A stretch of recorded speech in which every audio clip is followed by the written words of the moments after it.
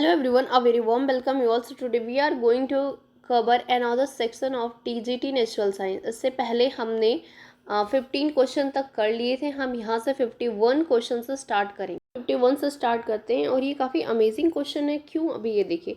Statement पूछा है कि फंगी के बारे में कौन सा सही है. उसके बाद इसमें जो पूछ रहा है कि किसके बारे में बात कर रहा, तो ऑब्वियसली फंगी के बारे में बात कर रहा होगा ना. क्वेश्चन अजीब है.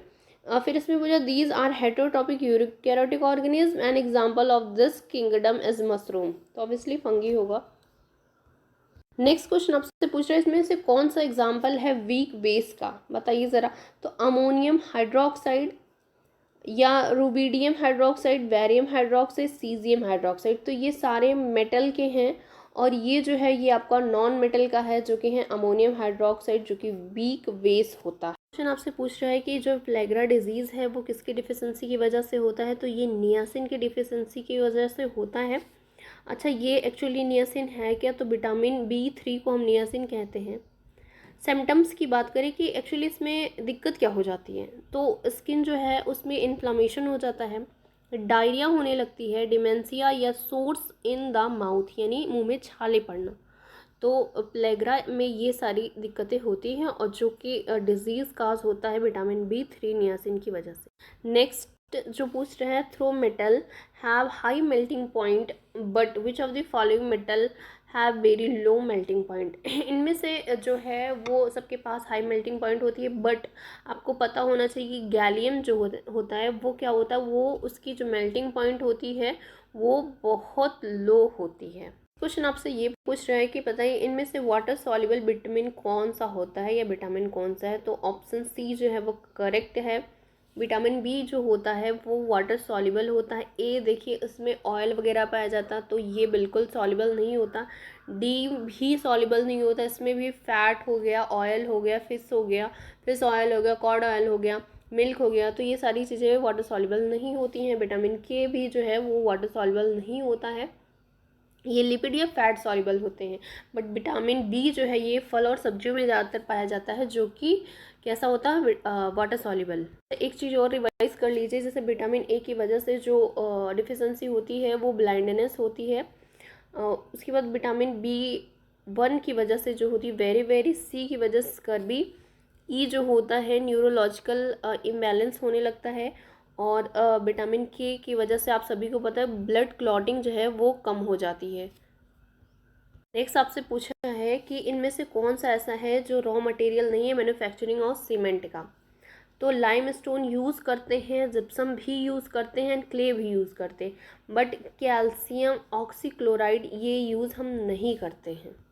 तो ये यूज़ कहाँ किया जाता है? कैल्शियम ऑक्सीक्लोराइड ये यूज़ किया जाता है टेक्सटाइल या वुड्स में डिसइंफेक्टेंट के रूप में या डीकलराइजेशन एजेंट के रूप में करा जाता है, और इसका फॉर्मूला होता है CaOCl2. ठीक है, कैल्शियम ऑक्सीक्लोराइड. क्वेश्चन केमिस्ट्री से है कि इनमें से बताइए कॉम्बिनेशन रिएक्शन कौन सा है. तो देखिए आप इजीली देख सकते हैं फर्स्ट में ही क्या हो रहा है, दो चीज़ें कंबाइन होके एक सिंगल बन रही हैं, MgO. नेक्स्ट क्वेश्चन आपसे ये पूछ रहा है कि which of the following made by reacting phenol and formaldehyde. Phenol और फॉर्मेल्डिहाइड जब कंबाइंड होता है तो क्या बनाता है, तो ये वेकेलाइट बनाता है. वेकेलाइट क्या करता है, ये condensation of phenol and formaldehyde से बनता है, जिससे हम जो नॉन स्टिक बर्तन होते हैं उनके हैंडल, ये किसी भी तरीके का हैंडल वगैरह बनाने में, चेयर्स बनाने में, इन सारी चीज़ों में वो काम आता है. तो वो जो होता है वो उससे बेकेलाइट. क्वेश्चन आपसे पूछ रहा है कि इनमें से कौन is not a property of alkane. Alkane यानी सिंगल बॉन्ड है ना, ये सिंगल बॉन्ड जब प्रेजेंट होता है तो उसे एल्केन कहते हैं. इन क्या होता है, डबल बॉन्ड. आइन क्या होता है, ट्रिपल बॉन्ड. तो क्या ये हाईली रिएक्टिव होता है? नहीं, इसमें कोई भी फंक्शनल ग्रुप नहीं लगा होता जिसकी वजह से ये बहुत ज़्यादा रिएक्टिव नहीं होता है और सिंगल बॉन्ड होता है. ऑर्डरलेस होता है, हाँ, कलरलेस भी होता है, और जनरल फॉर्मूला जो है वो +2 लास्ट में लगा होता है. यस, ये भी सही है. नेक्स्ट क्वेश्चन आपसे पूछा बायोलॉजी से कि which of the following carry out cellular respiration and called power house of cell. Power house of cell किससे कहते हैं?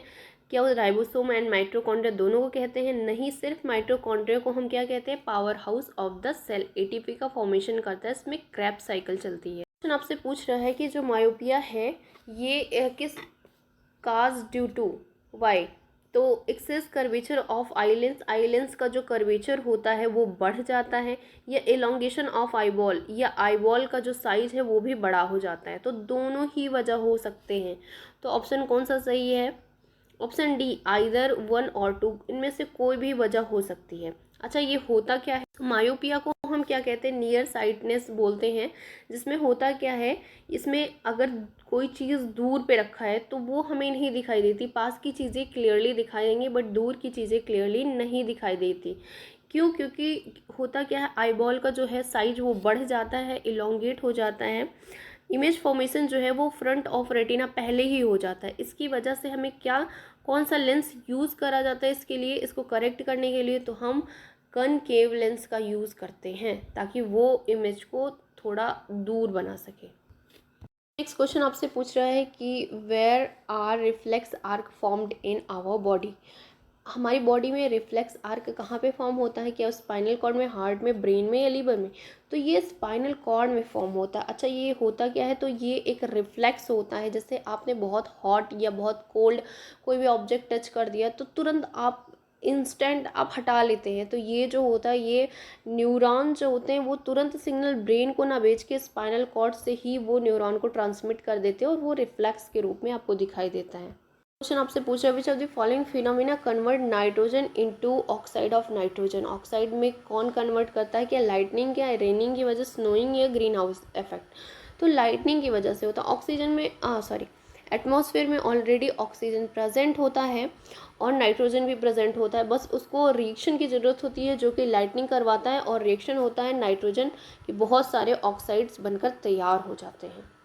इस क्वेश्चन फैक्चुअल है जिसको आपको याद करना है कि जो एवरेज डायमीटर होता है आईबॉल का वो कितना होता है? तो ये 2.3 सेंटीमीटर होता है, इसको ध्यान रखिएगा। नेक्स्ट क्वेश्चन आपसे पूछ रहा है गैस्ट्री रिसेप्टर्स जो होते हैं वो प्रेजेंट कहाँ होते हैं? हैंड पे, आई पे, नोज़ पे, टंग पे। तो ये कहाँ प्रेजेंट होते हैं? ये टंग्स पे प्रेजेंट होते हैं। अच्छा, अगर हम बात करें कि जो टेस्ट बड होता है उसमें पैपिलीज होते हैं, ठीक है, वो 3 होते हैं, fusiform papillae, foliate papillae and circumvallate papillae. Next question आपसे पूछ रहा है जो कार्बोहाइड्रेट है which are not used immediate in plants are stored in which of the following. तुरंत कार्बोहाइड्रेट नहीं यूज़ किया जाता बट वो स्टोर कर लिया जाता है, किसके फॉर्म में? स्टार्च के फॉर्म में। क्वेश्चन पूछ रहा है कि which of the following present in prokaryote. Prokaryotic cell में क्या प्रेजेंट होता है? तो साइटोप्लाज्म जो है वो सब में प्रेजेंट होता है। बाकी chloroplast, lysosomes and endoplasmic reticulum, तो ये सारे किस में प्रेजेंट होते हैं? ये यूकैरियोट्स में प्रेजेंट। नेक्स्ट क्वेश्चन भी रिपीटेड है, इसमें पूछा है कि फादर ऑफ जेनेटिक्स कौन है? तो ये आप सभी को पता है, George John Mendel. Next question आपसे पूछ रहा है which of the following found in plant cell only.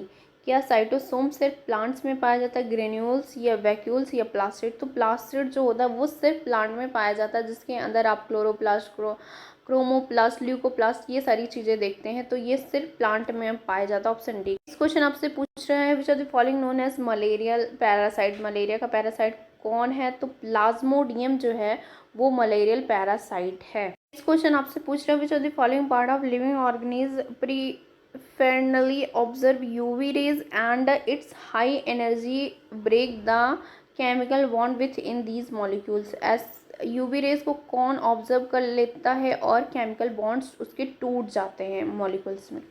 तो क्या डीएनए प्रोटीन है, कार्बोहाइड्रेट क्रोमोसोम है, कार्बोहाइड्रेट प्रोटीन है, डीएनए एंड क्रोमोसोम है? तो डीएनए और प्रोटीन जो है वो बहुत जल्दी डीनेचर्ड हो जाता है, तो ऑप्शन ए जो है वो करेक्ट है। नेक्स्ट क्वेश्चन में आपको एयर पॉल्यूटेंट के बारे में बताना है कि कौन सा इसमें किसकी बात हो रही है। It produce by incomplete combustion of fuel like petrol, natural gas, coal और wood. It is odourless, colourless and odourless. ये कौन सा है? क्या वो SO2 है, या फिर CO है, या फिर NO2 है, या CO2 है? तो CO जो है ये है, क्योंकि इनकम्प्लीट कंबसन की बात हो रही है, तो CO कार्बन मोनोऑक्साइड होता, कंप्लीट होता तो कार्बन डाइऑक्साइड होता। इस क्वेश्चन आपसे पूछ रहा है कि मेंडल ने कितने कंट्रास्टिंग कैरेक्टर्स को चूज़ किया था प्लांट एक्सपेरिमेंट में? तो इन्होंने 7 जो थे कंट्रास्टिंग कैरेक्टर्स उसको चूज़ किया था। कौन कौन से ये थे इसको देख लेते हैं। पी का जो शेप है वो क्या होगा? पी का कलर जो है वो क्या होगा, पॉड कलर, यानी उसके जो पॉड होते हैं इस तरीके से उसका कलर क्या होगा। उसके बाद है सॉरी पॉट शेप क्या होगा एंड पॉट कलर क्या होगा, फ्लावर का कलर क्या होगा, प्लांट का साइज क्या होगा, और ये पोजीशन ऑफ फ्लावर एक्सियल होगा या टर्मिनल होगा। तो ये 7 कैरेक्टर्स जो थे ये उन्होंने चूज़ किए थे पी में।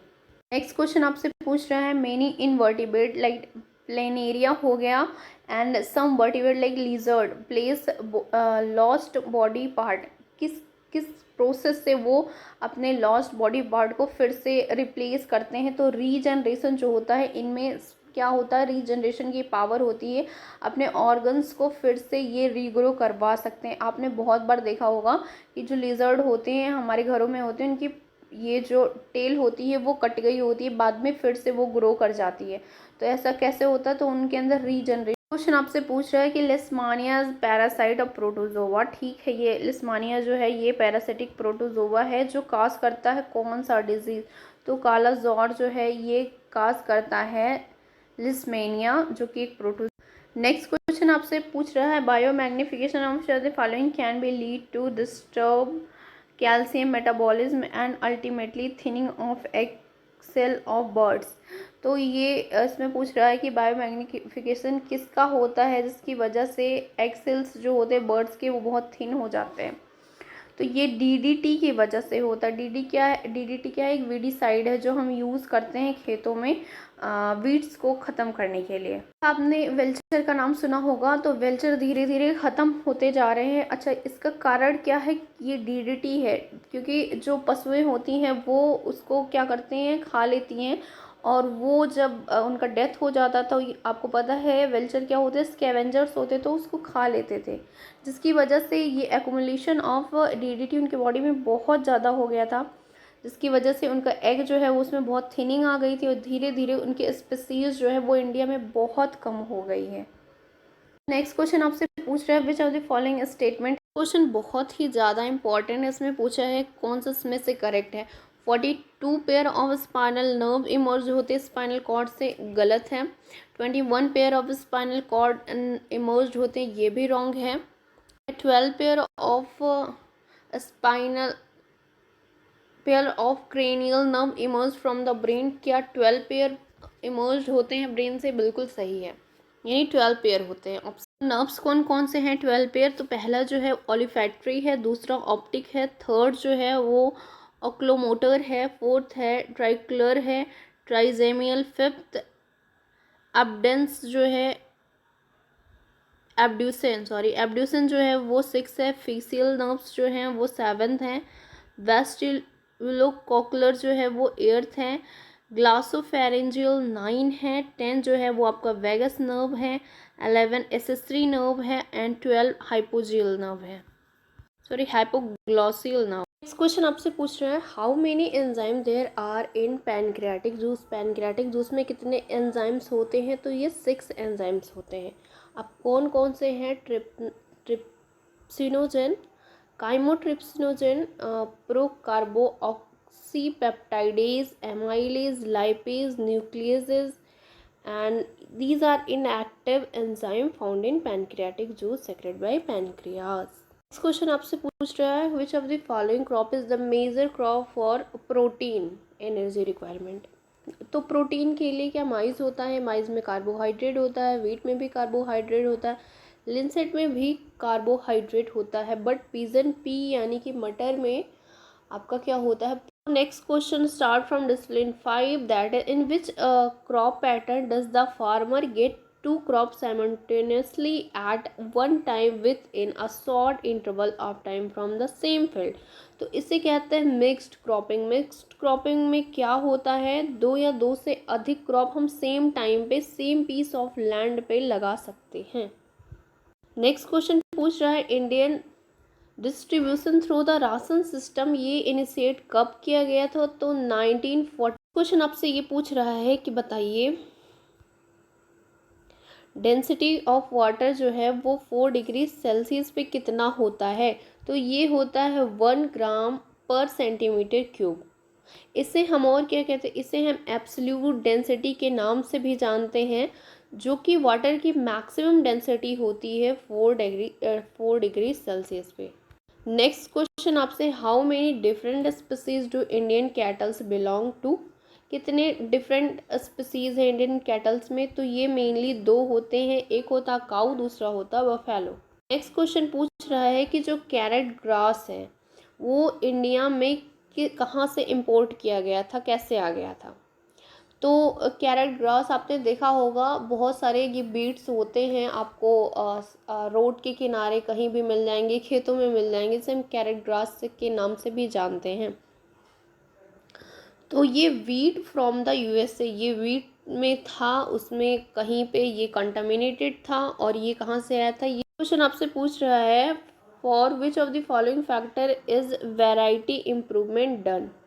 किस तरीके से वैरायटी इम्प्रूवमेंट डन होता है? चेंज इन मेच्योरिटी ड्यूरेशन, क्या मेच्योरिटी ड्यूरेशन चेंज करने से वैरायटी चेंज हो जाती है, इम्प्रूव हो जाती है? वाइडर एडॉप्टेबिलिटी से हो जाती है? तो दोनों से ही हो जाती है, बोथ ए एंड बी।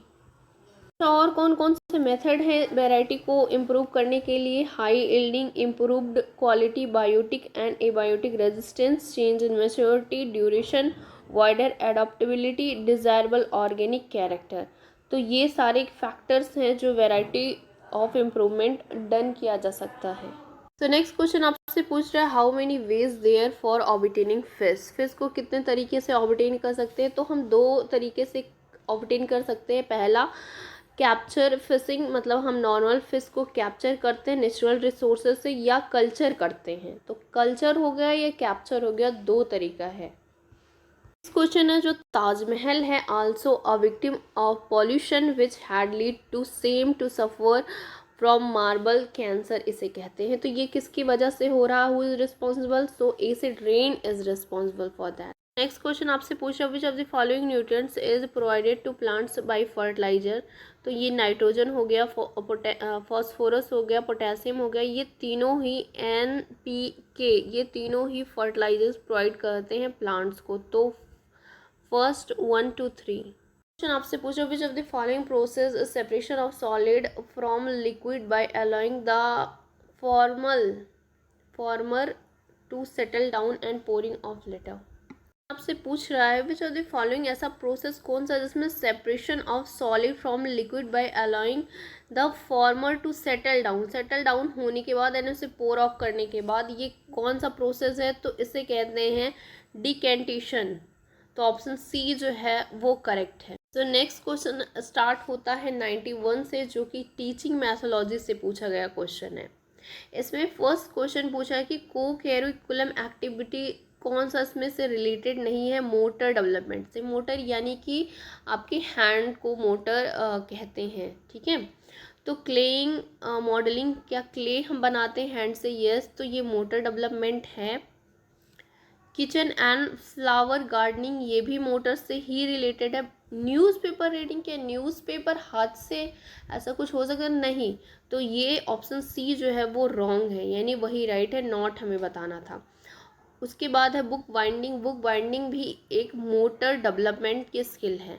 वो कैरिकुलम एक्टिविटीज़ में क्या क्या इंक्लूडेड है? Social welfare activities, excursion and sport activities, visiting park या म्यूजियम में ले जा सकते हैं, ड्रामा एंड स्ट्रीट प्ले करवा सकते हैं, आर्ट एंड क्राफ्ट कंपटीशन करवा सकते हैं, clay modelling, book binding, kitchen and flower gardening, ये सारी चीज़ें को करिकुलम एक्टिविटीज़ में आती है। इस क्वेश्चन आपसे पूछ रहा है, which of the following is not process of children learning? कौन सा नहीं प्रोसेस है लर्निंग का? तो इमिटेशन, मतलब देख के जो आप कर रहे हैं उसका नकल करके सीखना, तो ये बिल्कुल है। ऑब्जर्वेशन, दोनों ही है। तो नॉट पूछ रहा है, तो इसमें नॉट जैसा कुछ भी नहीं है, तो ऑप्शन डी जो है वो करेक्ट है। नेक्स्ट क्वेश्चन पूछ रहा है कि किस ईयर थॉर्नडाइक ने डेवलप किया था trial and error learning method को? तो इन्होंने 1930 में इसे डेवलप किया था। नेक्स्ट क्वेश्चन आपसे ये पूछ रहा है, which of the following correct statement regarding CCE के बारे में क्या सही है? तो it use to promote all round development of student, option C is right.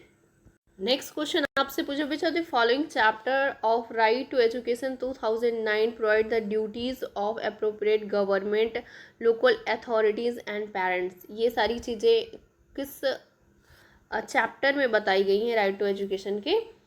तो ये बताई गई हैं चैप्टर थर्ड में। चैप्टर थर्ड में क्या है, सेक्शन 6 to 11 है, राइट टू एजुकेशन 2009 में ये प्रोवाइडेड है कि ड्यूटीज़ बताई गई गवर्नमेंट की क्या होनी चाहिए, लोकल अथॉरिटी की एंड पेरेंट्स की क्या होनी। नेक्स्ट क्वेश्चन आपसे पूछा, which are the following section of right to education act 2009 provide for the constitution of state advisory. तो कौन सा सेक्शन है इसमें? तो सेक्शन 34 है, जिसमें क्या होता है, राज्य सलाहकार परिषद के गठन का प्रावधान किया गया है। नेक्स्ट क्वेश्चन आपसे पूछ रहा है, which of the following teaching method, laws and principle are derived on the basis of experience and example and experiment. पहले एग्जाम्पल, एक्सपेरिमेंट, ये सारी चीज़ें कराई जाएंगी, देन उसका मेथड या लॉ या प्रिंसिपल बताया जाएगा। तो ये कौन सा मेथड है, क्या ये इंडक्टिव है या स्टोरी टेलिंग है, ह्यूरिस्टिक है या सेमिनार है? तो ये इंडक्टिव मेथड है। इसमें आप क्या करते हैं, पहले एग्जाम्पल देते हैं, देन हम उसका फॉर्मूला या उसकी आइडेंटिटी देते हैं। बट डिडक्टिव में क्या होता है, पहले हम पार्टिकुलर फार्मूला बता देंगे, देन हम एग्जाम्पल और बाकी सारी चीज़ों पे जाएंगे। नेक्स्ट क्वेश्चन पूछ रहा है, which of the following is not feature of sex? It is natural made, ये सही है। It is a biological construction, ये बायोलॉजिकल कंस्ट्रक्शन है, बिल्कुल सही है। इट इज़ इंडिविजुअल बेस, ये पर्टिकुलर इंडिविजुअल के बेस पे होता है, यस ये भी सही है। It change from time to time, क्या ये टाइम टू टाइम चेंज हो सकता है? बिल्कुल नहीं।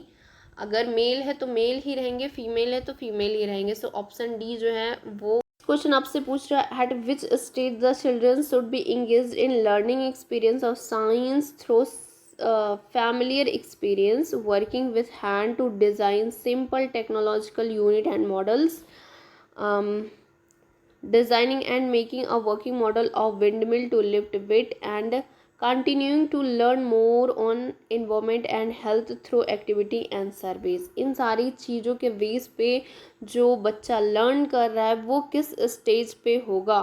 तो ऑप्शन है आपके पास, प्राइमरी स्टेज, अपर प्राइमरी या सेकेंडरी या हायर। तो ये होगा अपर प्राइमरी स्टेज पे ये होगा। इसमें क्या होता है, आप चीज़ों को देख के, चीज़ों को टच करके, इस तरीके से आप जब लर्न करते हैं तो ये होता है upper primary stage. Next question है, under which organisation aided project did NCERT develop instrumental material title science is doing?